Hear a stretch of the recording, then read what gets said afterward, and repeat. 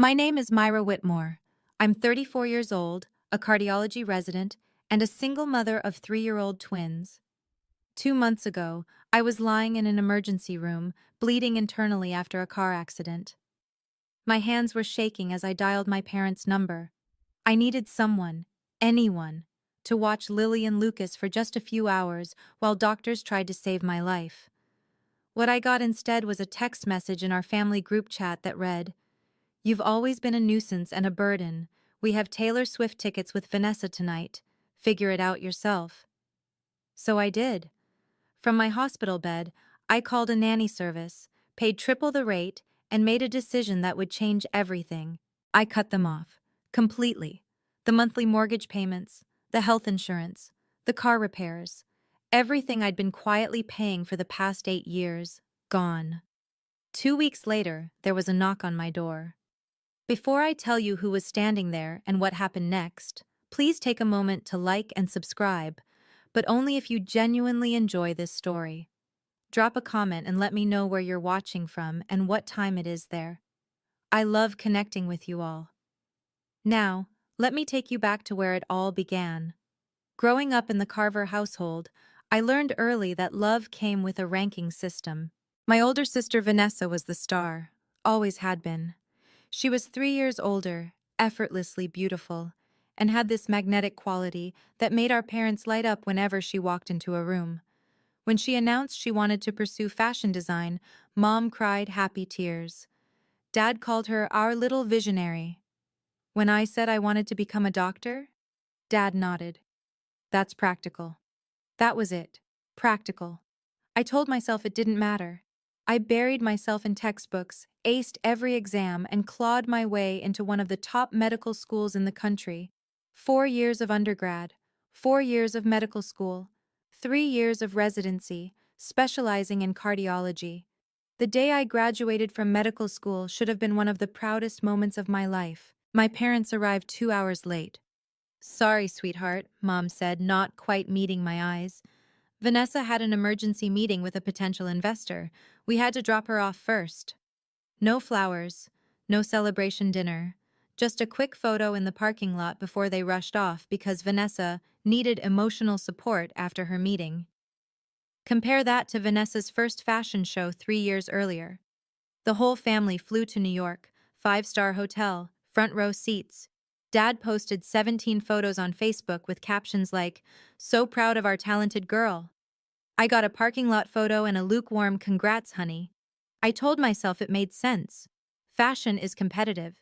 Vanessa needed more support. Medicine is stable. I could handle things on my own. But what I didn't know then was that my parents' favoritism wasn't just emotional. It was financial. And I was the one footing the bill. It started 8 years ago, right after I finished medical school. Dad called me one evening, his voice tight with embarrassment. "Myra, we're in a bit of a bind. The mortgage payment is due, and things are tight this month. Could you help us out? Just this once?" Just this once. I transferred $2,400 that night without hesitation. They were my parents. Of course I would help. But just this once became every month. The mortgage, then their health insurance premiums, $800 monthly, when Dad's company dropped their coverage, then the emergencies, the car repairs, the roof leak, the new furnace. I never said no, not once. When I got pregnant with the twins and their father walked out during my 5th month, I called my parents from the hospital after a scary bleeding episode. I was terrified, alone, desperate for support. "Oh, honey, we wish we could come," Mom said, "but Vanessa is so stressed after her show in Milan. She really needs us right now." They didn't come. Not for the birth. Not for the first month when I was barely sleeping, nursing 2 newborns while studying for my board exams. But the automatic transfers kept going out.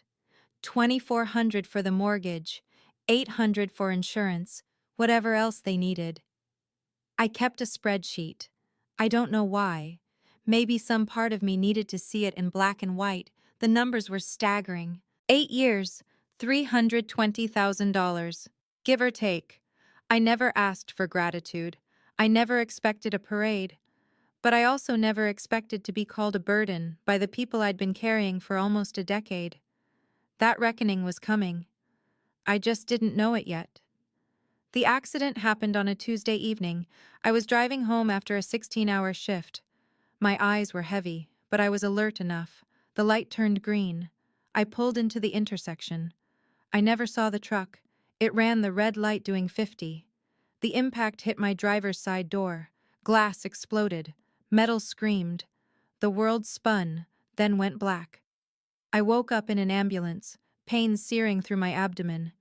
A familiar face hovered above me. Myra? Myra, can you hear me? Can you tell? Marcus Smith, emergency physician at my hospital. We'd worked together for 2 years. Marcus? My voice came out wrong, weak. What's happening? You were in an accident. We're taking you in now. Possible internal bleeding. You're going to need surgery. Surgery. The word hit me like a second collision. My kids. I grabbed his arm. Lily and Lucas. They're with the babysitter. She leaves at 8. Marcus checked his watch. It's 7:15. 45 minutes. I had 45 minutes to find someone to watch my children while doctors cut me open. I fumbled for my phone with shaking hands. Blood smeared across the screen as I pulled up my parents' number. It rang 4 times. Myra? Dad's voice was impatient. We're about to leave. What is it? Dad, I need help. The words tumbled out between gasps of pain. I was in an accident. I'm being taken to the hospital. Surgery. Please, I need you and Mom to watch the twins, just for a few hours. Silence on the line. Then, hold on. I heard muffled voices. My mother's tone, sharp and annoyed.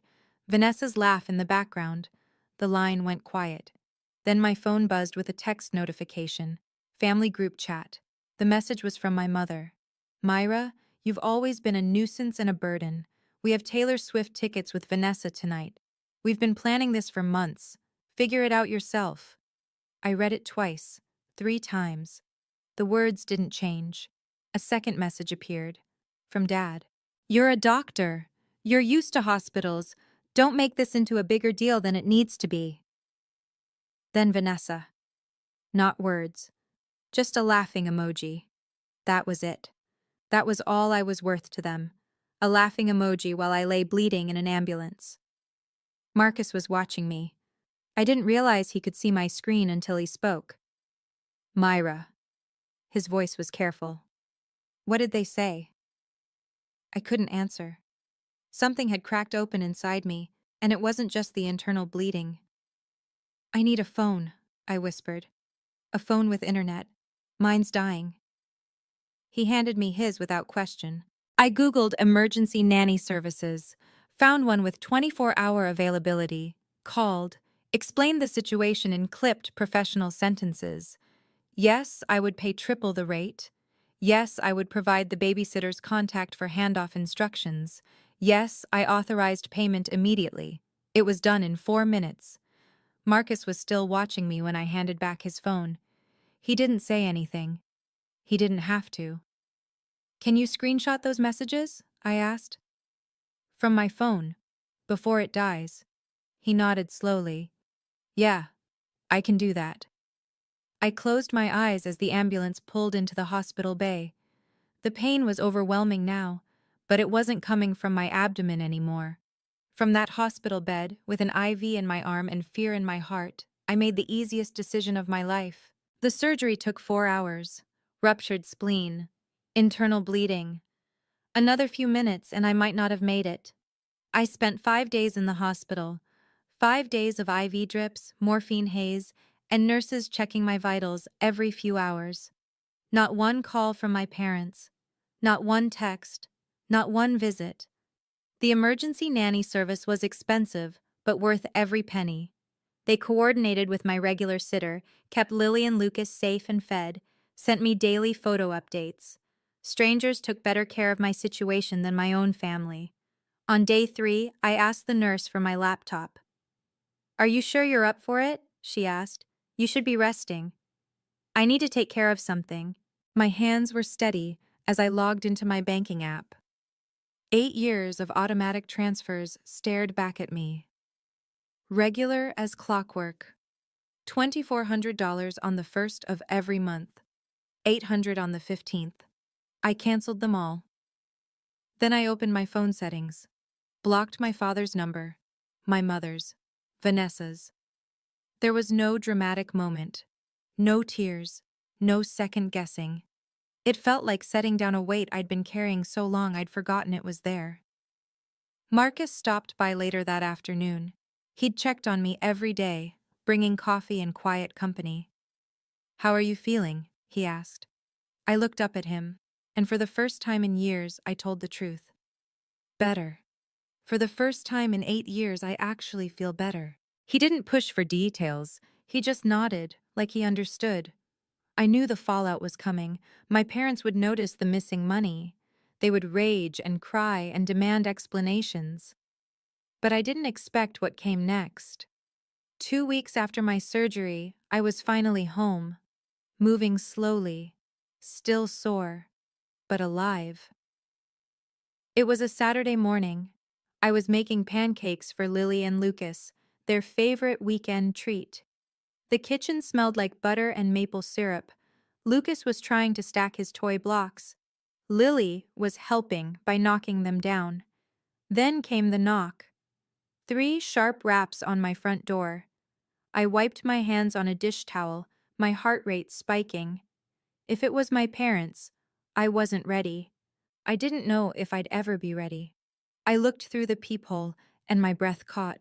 Standing on my doorstep was a tall man in his 70s. Silver hair, neatly combed, sharp blue eyes that I remembered from childhood.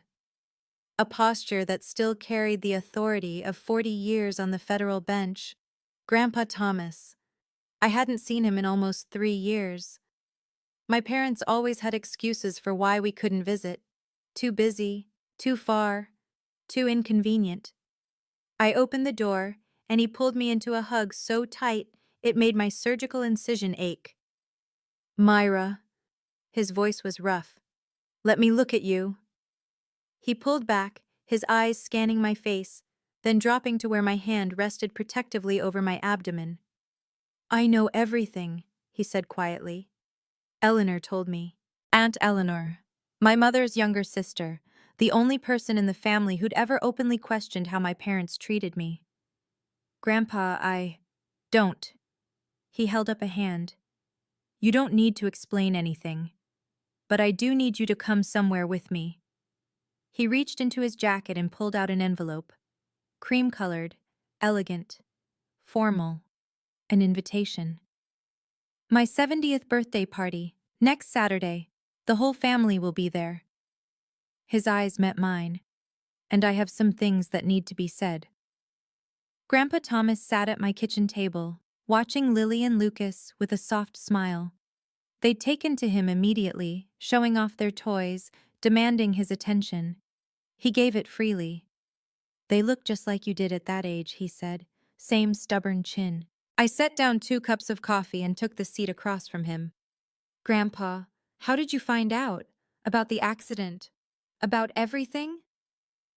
"Eleanor called me the night it happened." He wrapped his hands around the mug.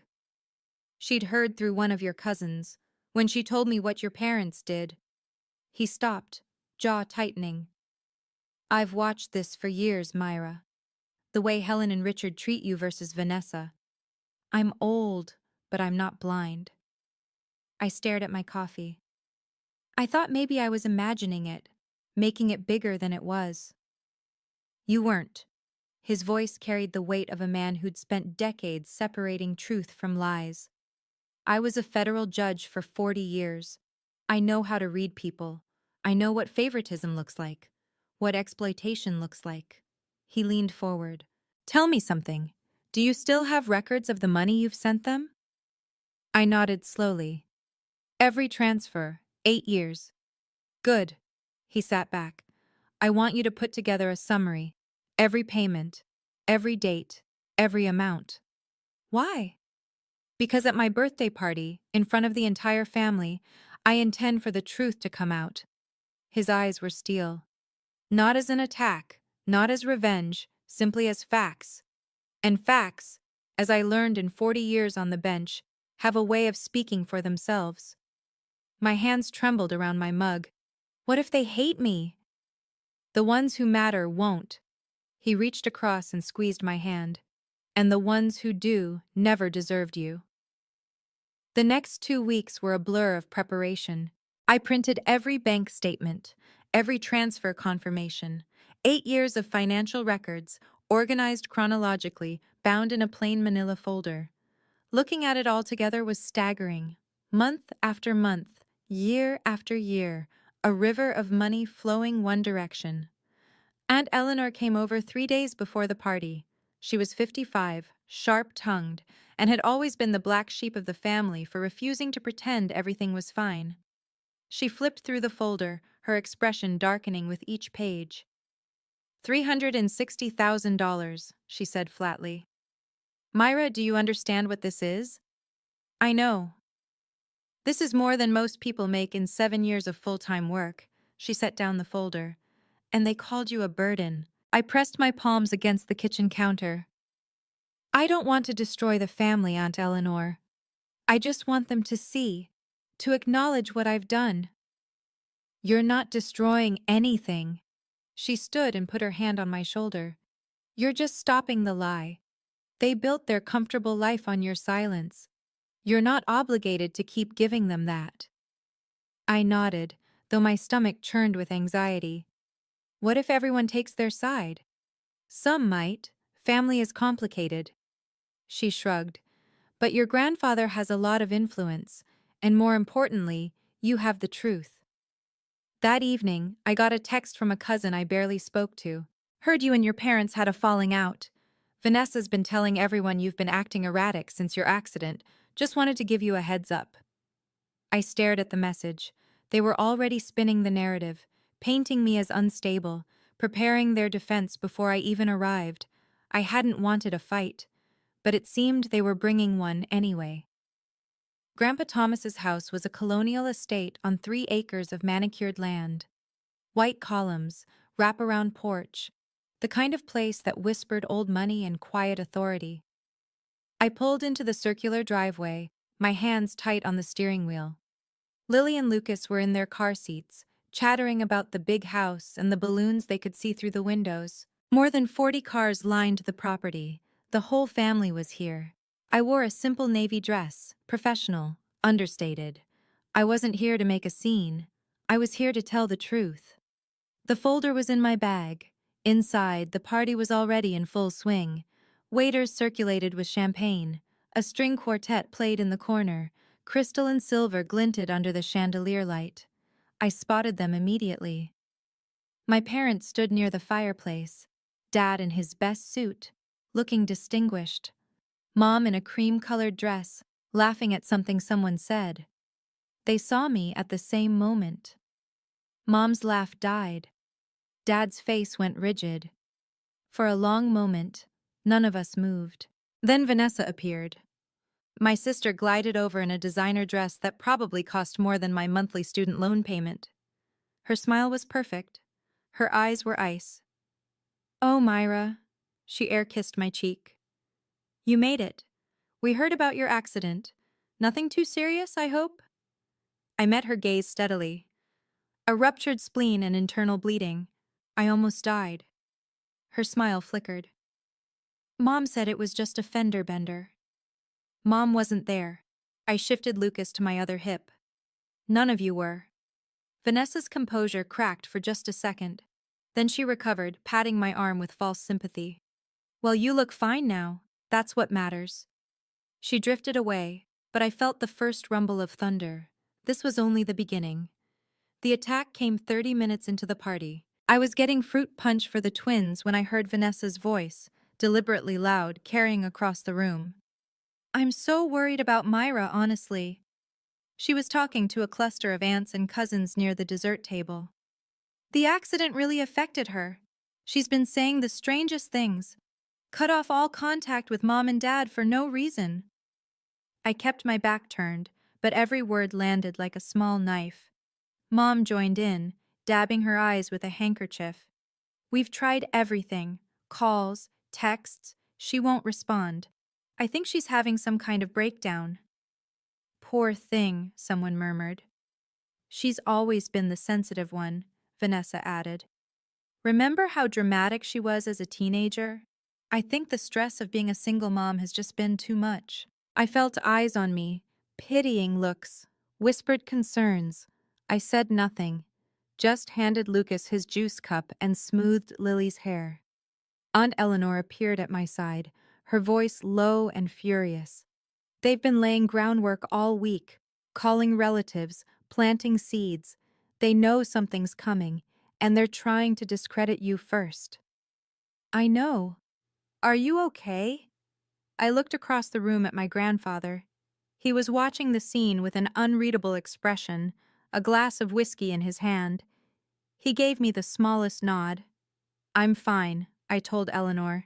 Let them talk. The room quieted suddenly. Someone clinked a glass. Grandpa Thomas rose from his chair. At 70, he still commanded attention like the courtroom judge he'd been for 4 decades. Every eye in the room turned to him.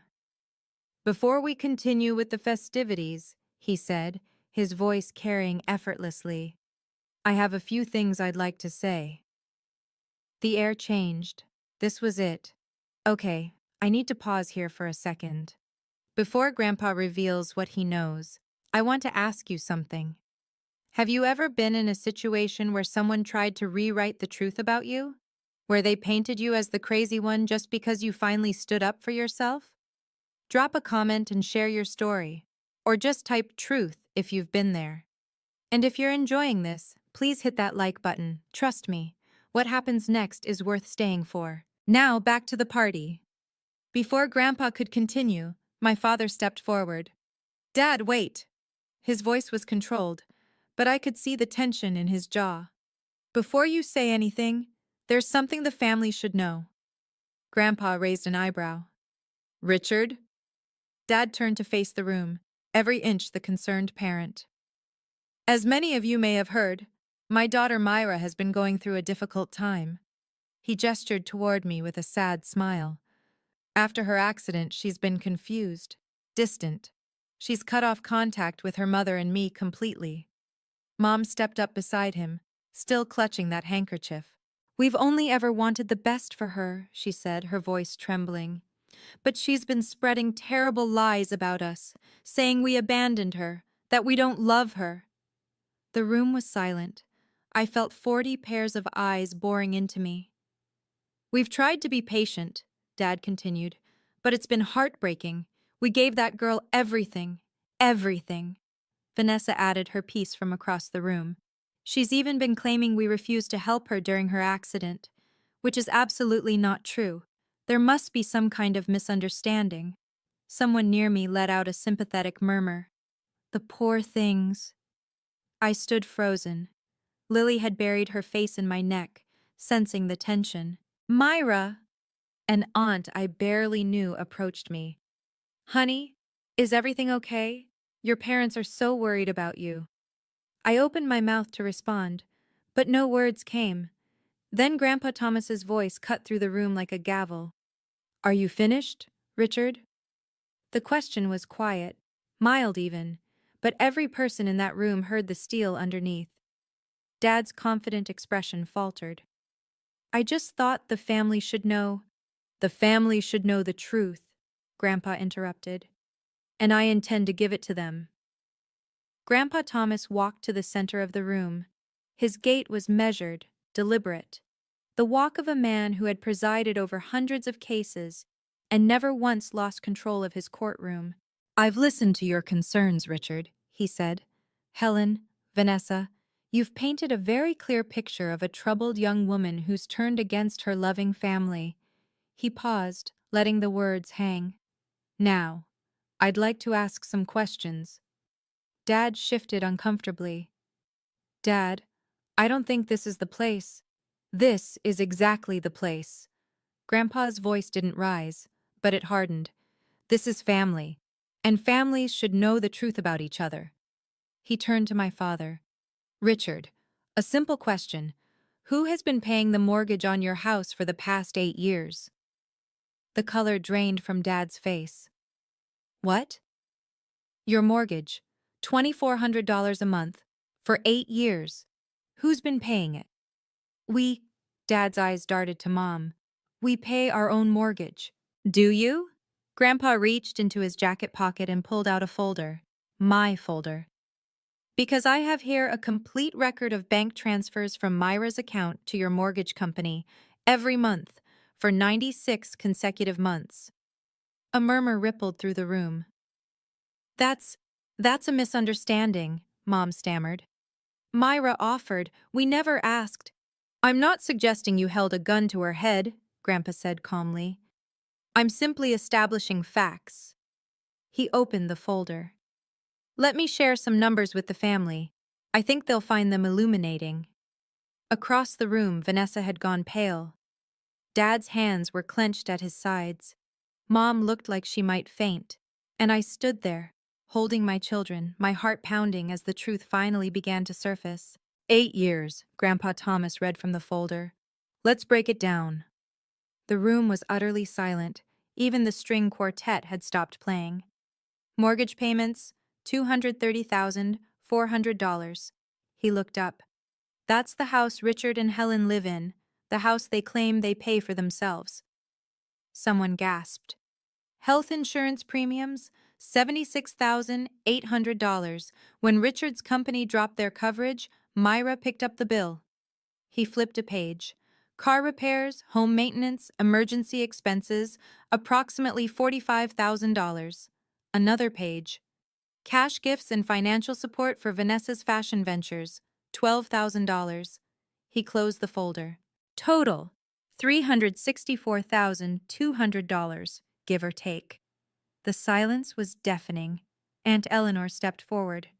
For context, everyone, that's more than most people make in 7 years of full-time work. Myra did this while completing her medical residency and raising infant twins, alone. She offered, Mom's voice cracked. We never forced her. No one said you forced her, Grandpa replied. But I am curious. In 8 years of receiving this support, how many times did you say thank you? No answer. How many times did you visit her in the hospital after her twins were born? Still nothing. How many times did you show up for her? My mother started crying. Not the delicate, sympathetic tears from earlier, real ugly sobs. We thought she was fine, Dad said, his voice hollow. She never complained, she always managed. She managed, Grandpa repeated. Because she had to. Because you taught her that her needs didn't matter. An uncle near the back shook his head. Jesus, Richard. $360,000, and you called her a burden? Dad flinched like he'd been struck, but Grandpa wasn't finished. There's one more thing the family should hear, Grandpa said. He pulled out his phone, adjusting his reading glasses. 2 months ago, Myra was in a car accident, a serious one. She was bleeding internally and being rushed to emergency surgery. From the ambulance, she called her parents. Her children were home with a babysitter who was about to leave. She needed someone to watch them for a few hours. He paused, looking directly at my parents. This is the text message she received in response. From Helen. I'll read it exactly. He cleared his throat. Myra, you've always been a nuisance and a burden. We have Taylor Swift tickets with Vanessa tonight. Figure it out yourself. The room erupted. Oh my God, someone breathed. That's not... You're taking it out of context, Vanessa said desperately. There is no context, Aunt Eleanor snapped, that makes abandoning your daughter during a medical emergency acceptable. We didn't know it was serious, Dad shouted. Did you ask? Grandpa's voice cut through the chaos. Did you call her back? Did you come to the hospital? Silence. The answer, for those wondering, is no, no, and no. A woman I recognized as a distant cousin stepped away from my parents, her face twisted with disgust. Several others followed. My mother was sobbing uncontrollably now. I didn't mean it like that. I was frustrated. I didn't think... You didn't think your daughter might die, Grandpa finished, because you never thought about her at all. He turned to face the room. I'm not asking anyone to pass judgment. I'm simply presenting facts. What you do with them is your own choice. He looked at me, finally, his eyes soft. Myra, is there anything you'd like to say? I hadn't planned to speak. I'd come here expecting Grandpa to handle everything, to let the facts speak for themselves while I stood silently in vindication. But looking around the room, at my crying mother, my shell-shocked father, my sister's crumbling facade, I realized I had something to say after all. I handed Lucas to Aunt Eleanor and stepped forward. I didn't come here for revenge. My voice was steadier than I expected. I came here because Grandpa invited me, and because for 34 years, I've been living with a version of my family that wasn't real. A version where I was the strong one, the reliable one, the one who didn't need anything. I looked at my parents. I believed you. When you said Vanessa needed more support because her industry was harder, when you said I could handle things on my own, I believed you, and I tried to be what you needed me to be. A tear slid down my cheek, but I didn't wipe it away. But that night in the ambulance, bleeding and terrified, I finally understood. I wasn't strong to you. I was convenient. I wasn't reliable. I was exploitable. And no matter how much I gave, it would never be enough to make you see me the way you see her. Several family members had moved closer to me. An aunt touched my arm. A cousin nodded with tears in his eyes. My father started to speak. Myra, I'm not finished. He stopped. I don't hate you, I said quietly. But I can't keep pretending this is okay. I can't keep buying love that should have been free. An uncle across the room turned to my father. How could you, Richard? This whole time, you've been living off your daughter while treating her like nothing. The room was turning. I could feel it. So what now? Dad's voice was desperate. You've humiliated us in front of the whole family. Are you happy? I shook my head slowly. I'm not happy, Dad. None of this makes me happy. I took a breath. But I'm also not sorry. Because this isn't about humiliation. It's about honesty. For the first time in 8 years, our family knows the truth. Not your version, not Vanessa's spin, the truth. Vanessa tried once more. This is ridiculous. You're acting like we're monsters. We're your family. Families help each other. You're right. I turned to face her. Families do help each other. So where were you when I was pregnant and alone? Where were you when I was raising newborns while studying for boards? Where were you when I was bleeding out in an ambulance? She had no answer. I looked back at my parents. From now on, I won't be sending money. Not because I can't afford it, but because financial support should be a gift, not an obligation. And it should flow both ways in a family that actually cares about each other. My mother reached toward me. Myra, please. I'm also not cutting you off forever, I continued. But I need space, real space, not a few weeks of guilt-tripping followed by everything going back to normal. I need you to actually think about what you've done, and if someday you can acknowledge it, really acknowledge it, maybe we can rebuild something. I took Lucas back from Aunt Eleanor, but I won't hold my breath. A great aunt approached me, taking my hands in her weathered ones. I'm so sorry, sweetheart, I had no idea. All these years I thought you were the one who had it easy. I know, I said softly. Everyone did. That's how it was supposed to look. All right. I want to check in with you again. That moment when I finally said those words, when I chose myself for the first time, did it resonate with you? I know so many of us have been taught that family means sacrifice, no matter what. But here's the thing. Boundaries aren't betrayal. Saying no isn't selfish. Type boundaries in the comments if you agree. And if you know someone who needs to hear this story, share it with them. Now, let's see what happened in the aftermath. My parents left the party early. No one stopped them. No one said goodbye. Dad helped Mom to the car while she sobbed into his shoulder. Vanessa followed with her head down, refusing to make eye contact with anyone. The silence they left behind was heavy, but not uncomfortable, more like the quiet after a storm passes. In the days that followed, the fallout was swift. My phone buzzed constantly with messages from relatives. Cousins I'd barely spoken to in years reached out to apologize.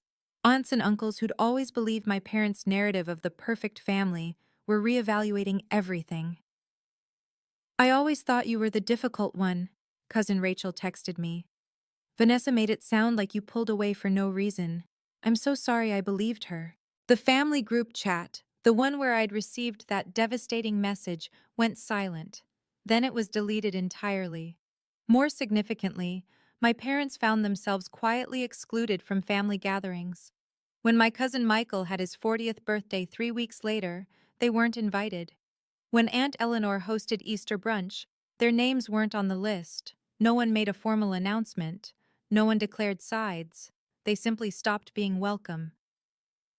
My mother called me from a new number 2 weeks after the party. I let it go to voicemail. "Myra, please, we need to talk. This has all been blown out of proportion. Your father is devastated. I'm devastated. Can't we just move past this?" I listened to it once, then I deleted it. Forgiveness wasn't a reset button. I knew that now. It was a release, for me, not for them. And I wasn't ready to release anything yet. But the financial consequences? Those were just beginning. 3 months after the party, I got a call from Aunt Eleanor. "They're selling the house." I set down my coffee cup. "What?" "Your parents. They put the house on the market last week. Word is they couldn't keep up with the mortgage payments." I should have felt something. Satisfaction. Vindication. Maybe even guilt. Instead, I just felt tired. "Where will they go?" "Your Uncle Frank is letting them stay in his guest house temporarily." Eleanor paused. "He made it very clear it's conditional. They need to get jobs, real jobs, not just waiting for someone else to bail them out." Jobs. My parents hadn't worked full-time in years. Dad took early retirement at 55. Mom had never worked outside the home. They'd been living off my money, and they hadn't even realized how dependent they'd become. "What about Vanessa? Can't she help?" Eleanor laughed. It wasn't kind. "Vanessa's been drowning since her divorce. Word got out about the party. Someone in the family knows someone in fashion. She lost a major design contract. Last I heard, she's waitressing part-time." I stared out my kitchen window at Lily and Lucas playing in the backyard. "I don't want them to suffer," I said quietly. "I know you don't, sweetheart. That's because you're a good person." Eleanor's voice softened. "But they didn't suffer for 8 years because you were supporting them. They didn't grow. They didn't learn. You stopping wasn't cruel. It was necessary." She was right. I knew she was right. That evening, I sat down with my new budget. The $3,200 I used to send my parents every month now went into a college fund for the twins. They'd never worry about student loans. They'd never carry someone else's burden the way I had. That felt like justice enough. The call came on a Tuesday night, 6 months after Grandpa's party. I was putting the twins to bed when my phone lit up with an unknown number. Normally, I'd ignore it, but something made me answer. "Myra?" Vanessa's voice was different, smaller. The polished confidence that had always defined her was gone. "Vanessa." "Please don't hang up." She took a shaky breath. "I know I don't deserve your time, but I need to say something." I sat down on the edge of my bed. "I'm listening." "I'm sorry." The words came out cracked. "I'm so sorry. For everything. For the way I treated you. For the things I said. For laughing at that text message when you were—" Her voice broke. "When you were dying, I laughed. What kind of person does that?" I waited. "I didn't know," she continued. "About the money. Not all of it. I knew Mom and Dad were struggling, but I thought they were managing. I didn't realize it was you. For 8 years, Myra. How did I not know?" "Did you ever ask?" Silence. "No," she whispered. "I didn't. Because I didn't want to know. I liked being the favorite. I liked that everything came easy for me." She laughed bitterly. "Nothing's easy anymore." I heard about the contract. "Yeah. Turns out your reputation matters in this industry." Funny how that works. We sat in silence for a moment. I'm not asking for money, she finally said, or forgiveness. I just wanted you to know that I see it now. What I was, what Mom and Dad did. I see all of it. I took a deep breath. Then start from there. Stand on your own feet. Be better. Yeah. Her voice was thick with tears. I'm trying. Good. I hung up. And for the first time, I felt something like hope. 6 months after that call, 1 year after the accident that changed everything, I stood in my new apartment watching the sun set through the windows. It wasn't big. 2 bedrooms, 1 bathroom, a small kitchen. But it was 5 minutes from the hospital in a good school district. And most importantly, it was mine. No mortgage payments to parents who didn't appreciate them. No insurance premiums for people who called me a burden. Just rent, utilities, and a college fund growing steadily every month. Lily and Lucas were at Grandpa Thomas's house for the afternoon. He'd become a fixture in our lives over the past year. Every Sunday, he'd pick them up for adventures, the zoo, the park, ice cream that I pretended not to know about. They're good kids, he told me once. You're raising them right. From him, that meant everything. Aunt Eleanor had become more than family. She was a friend. We had dinner together twice a month. She'd helped me navigate the emotional aftermath of the party, of setting boundaries, of learning to prioritize myself. You know what I admire about you? She said recently. You didn't become bitter. A lot of people would have. You had every right to. What would be the point? I'd replied. Bitterness is just drinking poison and expecting someone else to get sick. As for my parents, we hadn't spoken directly. But I knew from family whispers that they were still at Uncle Frank's. Dad had gotten a part-time job at a hardware store. Mom was doing bookkeeping for a local church. They weren't thriving, but they were surviving. Some days I wondered if they thought about me, if they missed me, if they regretted anything. But those weren't my questions to answer. I'd spent 34 years carrying their weight. It was finally time to put it down. If you've made it this far, I want to leave you with something. Not advice. I'm not qualified to tell anyone how to live their life, but maybe a reflection. A lesson I learned the hard way. For 34 years, I believed that love was something you could earn. That if I just gave enough, sacrificed enough, asked for nothing in return, eventually the people who were supposed to love me would see my value. I was wrong. Love isn't a transaction. It's not a reward for being useful. And no amount of money, time, or energy can buy something that should have been freely given from the start. The family I have now, Grandpa Thomas, Aunt Eleanor, friends like Marcus who showed up when my own parents wouldn't. They didn't love me because of what I could provide. They loved me because of who I am. That's the difference. And it took almost dying on an operating table to understand it. I don't know what happens next with my parents. Maybe someday they'll truly change. Maybe they'll reach out with genuine remorse, ready to rebuild something real. If that happens, I'll consider it. But I won't wait for it. I won't shape my life around the hope of something that may never come. My life is mine now. My energy, my resources, my love. And if the people who raised you call your self-respect betrayal, then maybe they never deserved your loyalty in the first place. To anyone out there carrying a weight that was never yours to bear, it's okay to put it down. It's okay to choose yourself. You're not selfish. You're not ungrateful. You're not a burden. You're finally free.